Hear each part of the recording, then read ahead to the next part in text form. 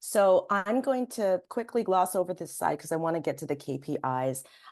My approach has always been with every partner organization to go high, wide, and take a holistic approach to the partnership motions that affect every business unit within your company. So as an example, marketing, sales, customer success, product, leadership, all the way to operations, we want to show the impact of the Salesforce partnership throughout the entire business. If you could advance the slide, Sam. Sure. One thing I'll add here is think of this as your better together story within your internal organizations. So, why do they care about partnerships and how can you make that message more clear to them? And there you go. Thank you. Yeah, so speaking with the more tactical piece here, what does that actually look like? What are the cadence metrics and other conversion metrics that you need to be servicing, not just for you to keep you honest, but also for your ELT to understand?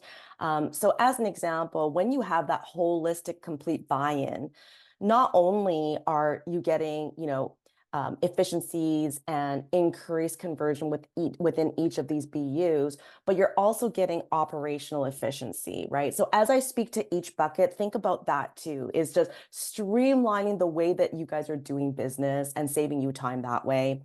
So let's go front end marketing. We kind of spoke to that a little bit. The KPIs that you want to hopefully gain from the CMO is really committing to marketing budget for Salesforce. And this needs to be done every quarter. I know this is a tall ask, but with the CMO's buy-in, you can ask for that. You can ask for that in a QBR to making sure they're doubling down, whether it's an AMP program, which is the co-marketing program with Salesforce, whether it's budget for a co-hosted event, whether it's sponsorship at a world tour or ancillary events in and around Dreamforce, right? Making sure that you're not asking it at, within quarter to quarter, but having that laid out for you at the year start. Sales, right? I guess one could argue that, Salesforce might do it best in terms of the sales hygiene and how we're piping opportunities and how we're having visibility all the way up to the Salesforce leadership for a single BDR or AE from start to finish, right? So maybe you are now saying, hey, CRO, we want to mimic that, or we want to improve our data hygiene here. Our sales process needs to be in 6 stages, from discovery all the way to closed one, right? And these need to be piped appropriately.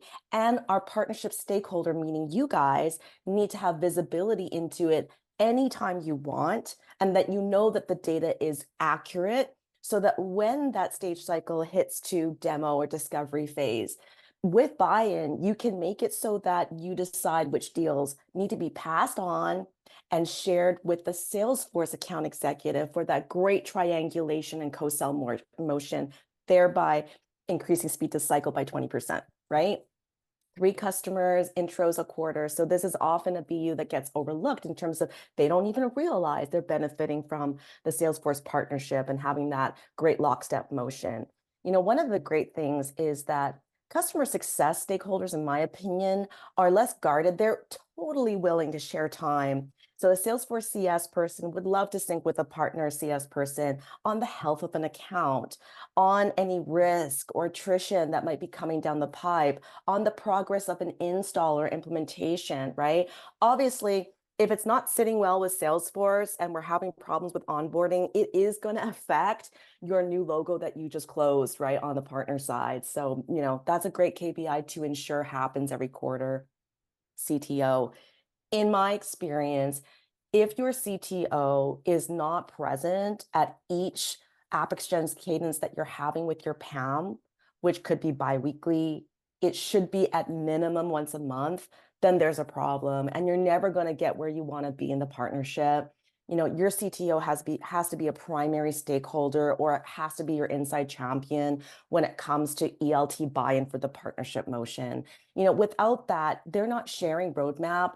ISV has no visibility on our side as to what you guys are doing, so we can't support you. And you don't know what you don't know, right? So your CTO may like, we're good. We have our roadmap set up. Thank you. We're just going to continue down our path.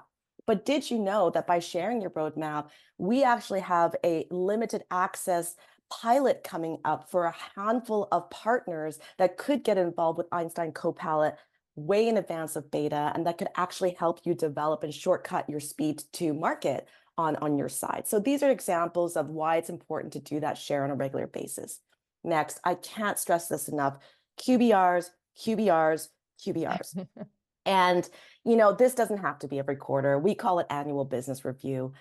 For me, I manage at any given time 8 to 10 partners for the last 3 years. If I am not doing a QBR with my tier 1 partners every year, then all of the stuff that I'm doing with the manager of strategic alliances at the partner side is not going to work. And I'm actually going to state that outright. We can do some things. We're never going to have that total business impact unless we're having a business review with your CRO present, your CMO present, your CEO present, and obviously your CTO. These are asks that you need to make.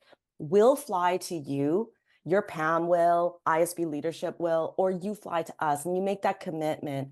Why? Because we have metrics that we can surface that you don't easily have access to. So Mhm. as an example, oftentimes your ARR is quite different from what ELT perceives the revenue share or the landing footprint to be, right? We can surface all of this data in front of them. We can show them, you know, you think that these are the industry that you're doubling down in, that you've had success, but where we're seeing your landing footprint is what Salesforce calls these individual subsectors. With our support, knowing that we have a huge FINS organization and an HLS, organization, we can actually help you double down in these areas now that we're aligned, right? That's an example. QBRs are really important for asks of support.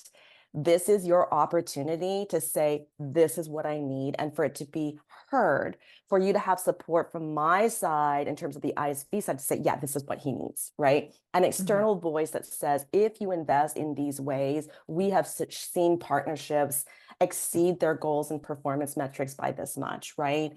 So these are things that you need to be social. The executive team, you'd find, even if they're not in the weeds with you on a monthly, quarterly basis, will come to the table when we are bringing our big guns to the table too, right? We'll talk a little bit more about external voices later on.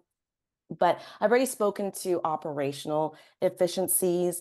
I kind of spoke to, okay, from BDR, piping an opportunity correctly based on clear-cut stage cycles that may be mimicking the best class stage cycles and what qualifications are there, all the way to AE closed one deal, all the way to customer success and onboarding, and then having that visibility from a partner perspective so that you can, at a glance, know what's coming your way. You can forecast that to the ISV team here, that for example, hey, I have to give a heads up to accounting, which is the back end, Mhm. right? Or your CFO, so that they can do the proper inputs when they're submitting orders through the channel order app, the COA, right? We can get ahead of it because we know what's coming down. So you're not wasting time on chasing missing org IDs so you can get the order in. Your partnership stakeholder, i.e. you, is saying, hey, I know this is coming down the pike. Pam, get in front of this. Can you give me these org IDs? There's no stall out. We're saving you time. That's just one example of operational efficiency. On to the next slide, Sam. Just really quickly, the only thing I'll add here is it's one thing to talk to your internal stakeholders within each of these organizations about these KPIs. It's another thing to have them, again, executed from the top down, included in V2 moms, tracked on weekly cadences, monthly cadences. Make sure that these are actual things that these teams are tracking. Even better, they're being compensated for. Otherwise, again, partnerships are going to remain a silo. And then speaking from experience, I will say there were many times when I came to meetings with Monique or previous PAMs where I was like, this isn't really applicable. I don't know what they're going to be able to offer. And I was proven wrong time and time again. So if you don't ask, the answer is always no. And I really encourage you to work with your partner counterpart at Salesforce, your PAM, their leadership. Have open transparency. If you succeed, they succeed. So nothing should be held close to the chest because there are ways that they can help that you may not think.